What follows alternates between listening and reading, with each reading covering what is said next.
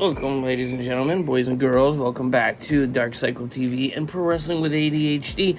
That is correct. 2 days in a row doing a podcast. Man, on an absolute roll. This is pretty incredible. I'm going to see how long this goes for. Today could be it, but I think maybe not. I think we're going to keep going. Feel fresh, feel ready, feel like this is something to get done. I did get it out to some social media yesterday for yesterday's podcast. Yesterday's podcast was so fast. It was just giving you guys a brief, letting you know what was going on in our world, what was coming up, some brief news on professional wrestling. Today's going to go a little bit longer, I'm hoping. I'm not going to talk quite as fast. I'm assuming my ADHD is going to go through the roof because I don't have any notes. Today is just me spitting it out like I do. So I guess we'll start with some good stuff first. I and Katie as well are both going to be starting our new workout routine that we have set. I don't even know what to call it. I don't call it a diet because basically what I'm going to do is we're going to eat good. We're going to eat clean. It's not going to be a diet. It's just a new workout regimen with I will be taking some new things that will end up getting me to where I want to be, back to where I was, just with even more muscle as well. There will be a before and an after photo placed once, probably about 3 weeks, as that's when I'm assuming, just from the last time I was doing the same thing, and the last time, and from what a couple of my buddies have told me from the last time they have done it as well. This certain workout routine. All right. So anyways, guys, I want to just let you know that I'm kind of pumped up about that. It's going to help. It's going to keep me motivated to eat good because like today I didn't eat good because I haven't started yet. I start this on Monday, and not because it's where people are like, oh, I'm going to start Monday. No, my supplements aren't going to be here till Monday. So starting on Monday is when I really want to get into it full tilt. Yeah, because today I definitely didn't do it. Today, I ate tacos for lunch. I had pizza for dinner. I had 4 ice cream sandwiches and 2 of those strawberry, I don't even know. It's like a popsicle, but it's like fruit. So it is kind of a healthier thing, so I probably should have saved it for when I'm doing the deal. But, again, what are you going to do? I was hungry. I'm a man, and I eat like an adult human man. So anybody out there that wants to tell me I'm small, yeah, it's fine, but I eat like an adult human because that's what I am, as a manly adult human. So, anyhow, guys, today I want to kind of discuss, like I said, I didn't write anything down. I am going to discuss last night's historic debut show of AEW. It was good, man. Like it was super good. I think it was booked perfectly. There was only 3 matches. It's a 1 hour time slot. I don't like the time slot, but I'm assuming once the network starts seeing how big the numbers are, because I'm gonna guess that they're over 1 million this week, and next week with the unannounced, however heavily rumored return to pro wrestling after 7 years of the one and only voice of the voiceless, the cult of personality himself, CM Punk. Man, this show is called Rampage. Their Wednesday night show is Dynamite, of course. We also have coming up in 2.5 weeks, we have AEW All Out live on pay-per-view, and man, Chicago's gonna get some awesome stuff. All these events have sold out. 1 week from, actually it's 6 days away now, CM Punk's deal, like I'm looking at 1.4, 1.5 is what I'm going for on the rating scale. Some people say, who cares about ratings? Well, I do. I care about ratings. I am a Monday Night Wars baby. Like, I was there all through it and like following it week by week. Who was winning the ratings? Who was, how much did they win by? I mean, it was crazy stuff that went on back in those days. And if I want to care right now what the ratings are, I'm going to care what the ratings are. So guess what? I care what the ratings are. Super. I know this past week they were about 970 some thousand is what AEW brought in, which is the first week in the last 5 weeks that they were under 1 million viewers. There was either a returning show, either a returning show or a show that was debuting. That a lot of people are interested in that 18 to 49 demographic, so that might have possibly been it. And then, of course, no, I don't know who counts. Nobody's counting these DVRs, obviously, because that doesn't work with the Nielsen ratings. You can't count every DVR when these people watch them. Somebody could record it on a Wednesday and watch it next Wednesday right before the next episode of Dynamite comes on. Who knows? You know what I mean? So I don't think there's any way to dictate that kind of thing. I will say, last night, Rampage, let's start there. 1 hour long, right? 1 hour, perfectly put together 1 hour, like so good. It's just so good. The opening match, the very first match on Rampage was for the Impact World Heavyweight Championship. Champion Kenny Omega, as he is the belt collector. He holds not only that Impact title, he is the real champion. He is the AEW World Heavyweight Champion, and he's also a champion in AAA down in Mexico. So this match happened. Christian Cage was the opponent for him, and he's also got him at All Out for the AEW Championship. So, I'm thinking the whole time, Omega's got to keep it. Like, he's not going to drop it. He's the belt collector. He's not going to drop the title. Boy, was I wrong, and boy, was I surprised when, first off, Christian Cage hit the freaking, I don't know if it's called the kill switch, engage, if it's called the unprettier, whatever you want to call it. He hooked that, and he hit Omega with it head first onto a steel chair, and Omega sold the shit out of that. That looked so good. That looked so good. And then Christian was so quick to slap that chair and throw it over the top rope, like get it the hell out of there. Him and Edge have done some stuff back in their day. I mean, the concertos, you name it. Those guys know what they're doing with the chair. However, that steel chair was brought to the ring by Matt and Nick Jackson as the Young Bucks come, strutting down the aisle. Put that chair in there. He set him up. He was gonna give him the whatever it's called. This finish, Kenny Omega's finish. He was gonna hit him with that big deal that nobody's ever kicked out of it. He was gonna do it on a chair. Excuse me, Triple H. Yep, Triple H was there too. That's not true. Christian reverse kill switch. Bada bing. Like I said, it was the greatest sell I think I have ever seen. It was absolutely intense. Great opening match. There was a different feel to Rampage than there is Dynamite.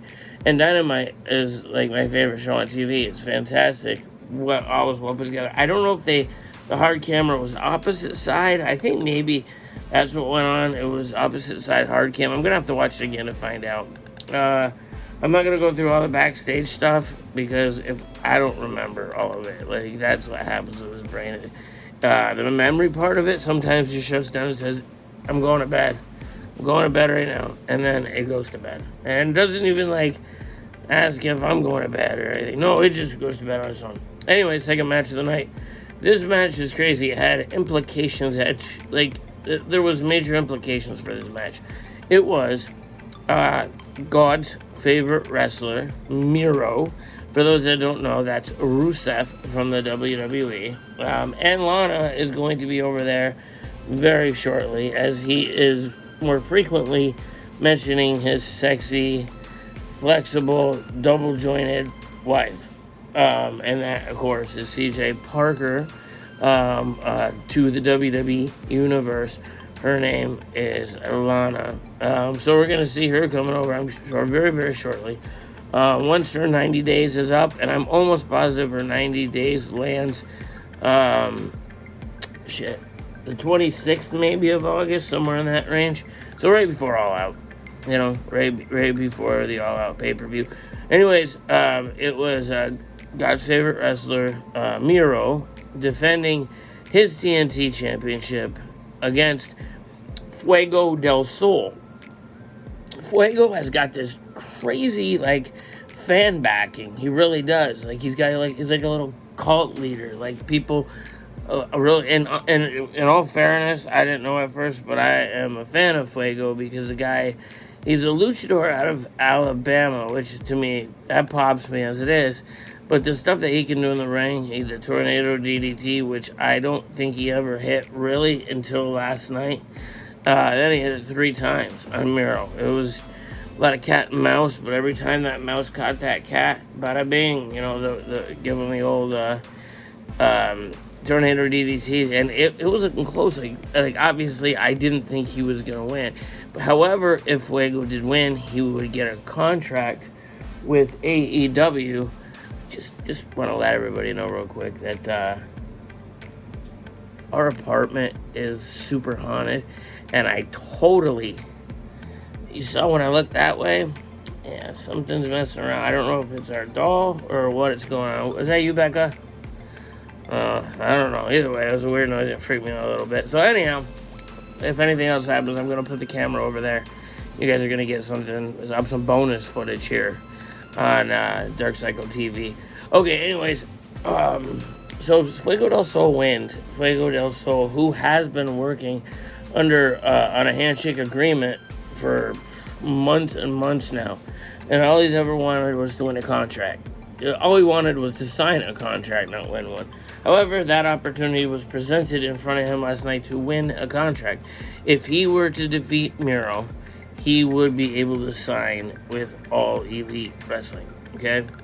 So, there was quite a few, the match couldn't win any longer than 4 minutes, but in that 4 minutes, there was a ton of false finishes, and there were times when I was like, Jesus, Fuego's going to win. Fuego's going to beat Miro. This is going to be the upset of, this is going to be like 1, 2, 3 Kid, Razor Ramon caliber. Like, that's what I thought was happening. Did not happen that way. Rusev ended up giving him his super kick, and I think Fuego's head and his mask detached together and flew somewhere into the 25th row. I think he got it back by the end. However, it was a sick looking kick. Then Rusev hooked his finisher on. It's basically the Boston Crab. It's the Boston Crab. That's not the Boston Crab. Now I'm an idiot. It's the Camel Clutch. He hooked the Camel Clutch, but then he falls back with it. So Fuego's legs are like underneath him. Well, that was quick. Tap out. Bum. So Miro, still God's favorite wrestler. He is victorious. All of a sudden, the camera pans to the ramp. This is once Miro is gone far away. When people feel safe, Sammy Guevara's music hits, and Guevara and Tony Khan, old TK, the owner of AEW, for those that do not know, came out on the ramp talking with each other. TK handed over a piece of paper that nobody knew exactly what it was, handed him a piece of paper, gave him a hug, and Sammy Guevara walked down the ramp to the ring, and went in there and got on the mic and said some nice words about Fuego, and said Tony Khan wants you to have this, and this is yours, so you can officially say that Fuego del Sol is All Elite. There it was, guys. Fuego got his ass handed to him. However, at the end of the day, perseverance and a dream has come true, and you can see the legitimate happiness on his face under his mask. You really could. And I truly believe that he didn't know that he was getting a contract. I think he just was going to continue being an extra, which is absolutely nothing wrong with that. He was going to be a good hand to have when they were in town, but he was still going to just not have a contract. Well, that all changed last night, and now Fuego del Sol is absolutely 100% All Elite. Alright, guys, before I get into the main event, I do want to thank our sponsor for the day, and that sponsor is, once again, Essential Oils by Kate. These are very potent oils. I call them legitimacy in a bottle. I'm going to put up, whether it be right now or in a couple seconds after I talk about it, a photo of the lineup of what she's got going on so far. She does all of these by herself. They're intent oils. It goes by the law of attraction. The way I look at things is this. Do you believe that if you focus enough on one thing, do you think that that's going to happen? Do you believe that that's going to happen? That's the law of attraction. I truly believe in it. I told my story on the last one. I'm going to tell you another quick story that happened with Katie. She had done an intent oil for money, and she decided she's going to try it herself. She doesn't usually do her own, but she said, I'll give it a shot, I don't know how this works. Within about 4 or 5 minutes afterwards, she's looking around. She finds this card. She's like, why do I have this debit card? What is this anyway? She's like, oh, I probably have to activate it. She called it $2,000 on this card. $2,000 plus dollars. I don't know. It was like 2,000 and maybe it was closer to 3, but some change, whatever. Either way, it was a ridiculous amount of money that she had no idea she had on that card. And it's like the intent oil absolutely works. You guys can believe in it. You can call it hogwash. You can do whatever the hell you want. But there's coincidences, and then there's things that cannot be explained. And I assure you, and that's usually supernatural. That's usually paranormal. That's usually something that's part of the law of attraction. I firmly believe in it. I hope you firmly believe in it as well, or somebody that you know firmly believes in it. If so, why don't you send us an email? Let us know what kind of intent oil you are looking for, and we will send you over an invoice for said thing, and you go ahead at the very end of that invoice, and you put in, at the very end, Storm, and that's going to get you 10% off your very first purchase of Essential Oils by Kate. Send the email to essentialoilsbykate@yahoo.com, and let us know what type of oil you are looking for. Does he want something to do with money? I mean, it's been working, guys. 2 for 2 on this deal. We've been doing, are you guys looking possibly to hype up your sex life? Something not working right in the bedroom. Something not going the way it should in the bedroom. There's an oil for that. Are you guys looking for maybe some kind of love, prosperity? Are you looking for peace, happiness, all this stuff? Anything you want it and make an intent on, you go ahead. This stuff is in there. It's her own special formula put with her positive energy. Again, if you're interested, if there's anything you want, send an email over. It is checked daily. That is Essential Oils by Kate at yahoo.com. And once we send you the invoice over, go ahead and put Storm in the comments. That will get you an extra 10%. All right, guys, make sure to check this out. Here's a couple pictures, and we will be right back with some more Pro Wrestling with ADHD. We're going to talk about the main event that took place last night in Britsburg, PA, and then we're going to talk about a couple other things, and then we'll get you on with your day. All right, guys, we'll see you shortly.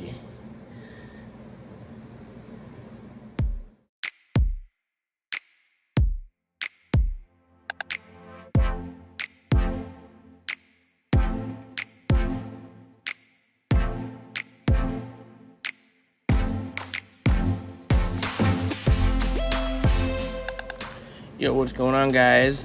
We are back here on Pro Wrestling 88 with ADHD, and what we're going to talk about now is the main event from last night in Britsburg, Pennsylvania.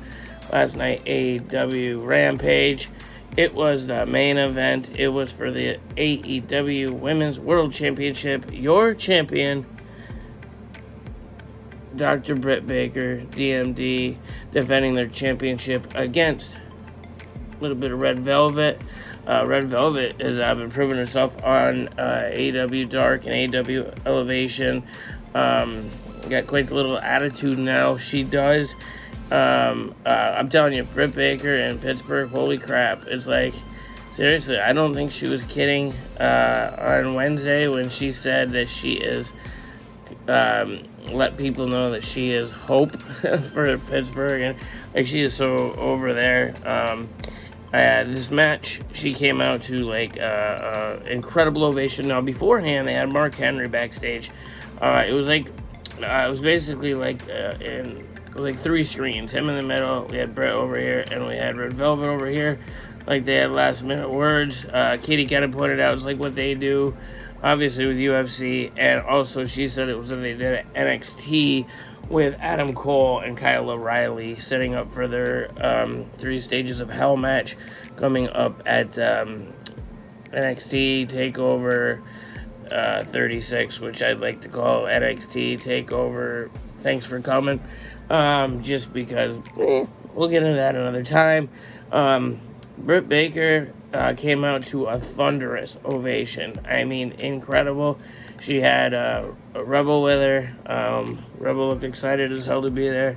Part of the norm. Rebel, she's a funny person. I know her very, very well from when my Tennessee days, a few years ago.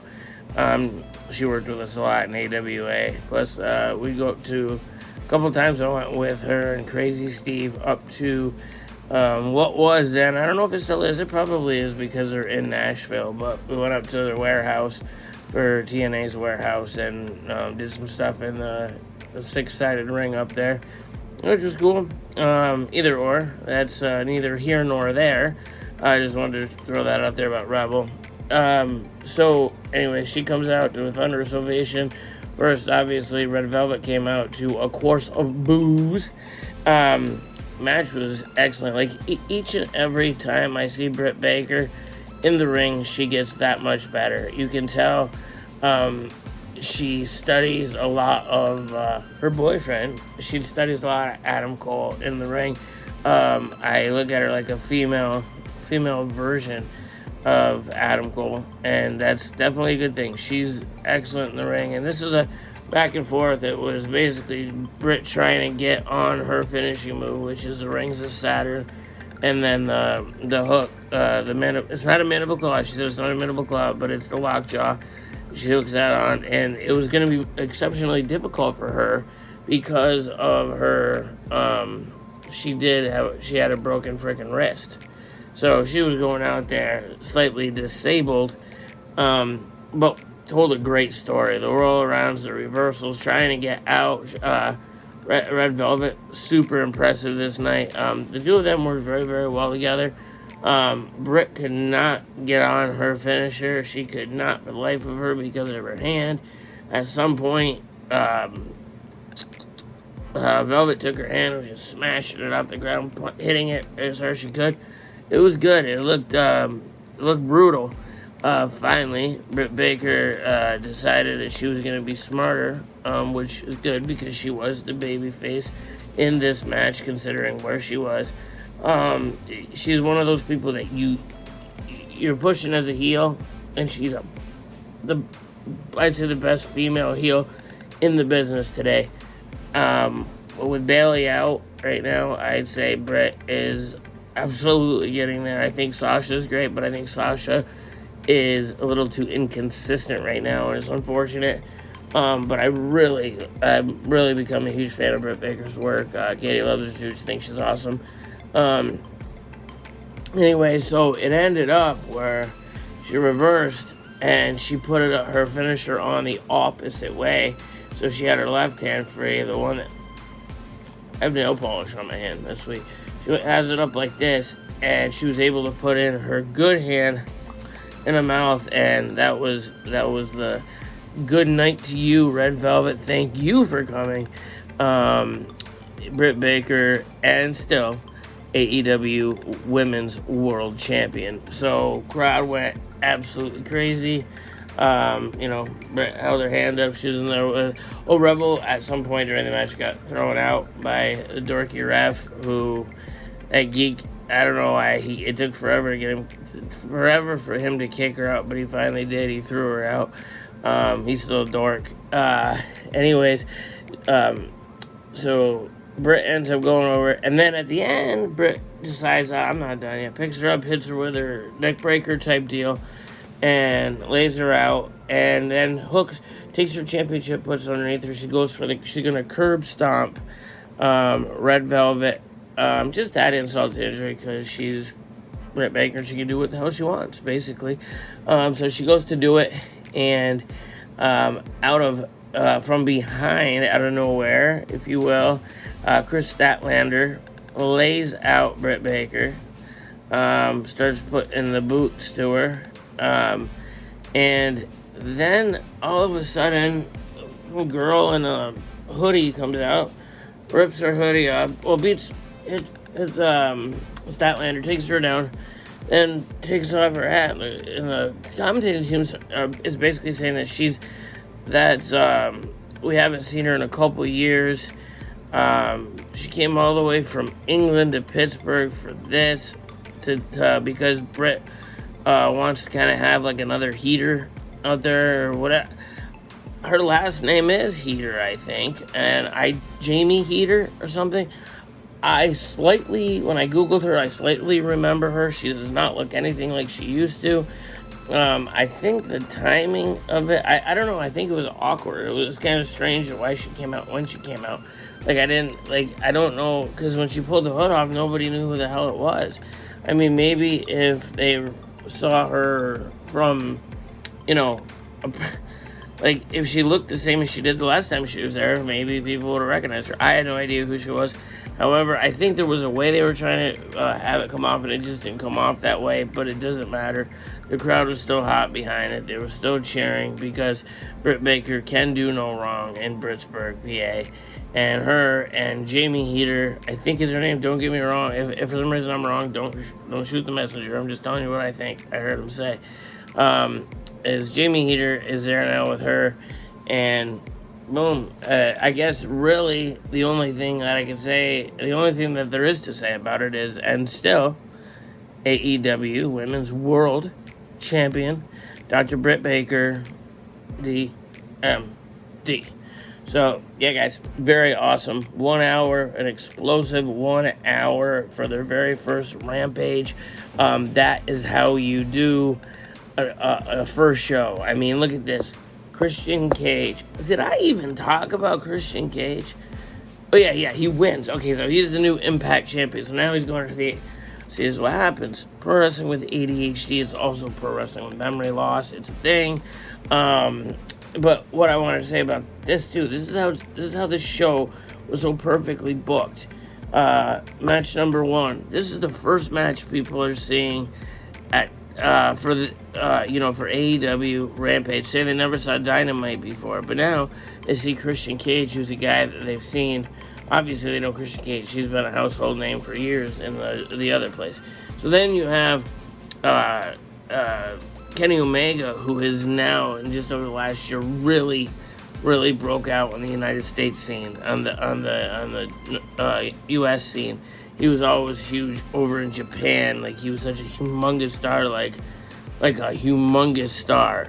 And now he's becoming that humongous star here. So the first thing they see is a guy come out with all these belts. They're like, holy crap, that dude is important. They don't know him, right? And, he's got to defend that belt tonight, and then he's got to defend the AEW one, which is a company we're watching right now at their big pay-per-view on September 5th. Excellent. Nobody thinks that Christian's going to defeat Kenny Omega tonight, or last night. Nobody believed it. However, this is your first big show. This is your first big Rampage show. Guess what? Christian, boom, new Impact Heavyweight Champion. Christian was with Impact for a long time back in the day. For the first time viewers, or even viewers that have been watching AEW, they're going to know, wow, this is something we got to watch, because titles can change hands on national television. And that's exactly what happened. And then we go to the second match, and we watch a guy in a feel-good moment have a really cool 4-minute match with a bunch of hope spots and a bunch of false finishes. Super awesome. There's a kid in a mask. Kids that are watching can get behind him 100%. Plus, that's the big bad guy from the WWE Rusev. But wow, look what he can do here. So there's that second match, and then let's put on the what. Holy crap, they got women that can go too, and it's like that. My goodness, all of that jam-packed in 1 hour. kudos to AEW for once again doing what they do, and that is delivering great professional wrestling, whether it be on a national television or whether it be on pay-per-view. I want to, as a fan of pro wrestling, I want to thank AEW for doing what you do every single day. As a wrestler for the last 20 years, and also, wrestler, manager, referee, I have worn many hats. I can say that AEW is the place. I know I have one last final good run in me, and a good run. I mean, like a really good run left in me. Training is going to start becoming insane, intense. I want that one more run, and I can promise you this: I do not want that run in Stanford or for any of those guys that perform in a universe. I want to definitely, if I'm going to get an opportunity, if I'm going to sign ink to paper, I'm going to want to be with these three letters, AEW. That's just me throwing that out there, as obviously this is my podcast. I guess I can say what I want, but I'm going to end it with that, guys, and thank you, AEW, for what you did last night, and for any fans, again, that I've been preaching on them for the last, year plus. So if you're not watching yet, I don't know what you're waiting for. Wednesday night, they're live in Houston, Texas, and another huge show coming up. And next Friday, 1 week from yesterday, on the second ever Rampage show, is going to be in Chicago, Illinois. It's going to, they've been working at the Sears Center. It's something else now, but it was the Sears Center, so what I knew it as. But this time they're going to be in the Chicago Bulls Arena. So it's going to be, instead of the last dance, it's going to be the first dance, which, folks, history is going to be made in 6 days. So tune in. First off, AEW Dynamite Wednesday night, 8 p.m. on TNT. And then also make sure you tune in Friday night, 10 p.m. on TNT for AEW Rampage, the return to pro wrestling for the first time in 7 years to pro wrestling as an active wrestler, CM Punk. Guys, till next time, make sure that you follow your dreams, run after them, because they're not going to chase you. We'll talk to you. Peace, love, and more peace and love. Talk soon.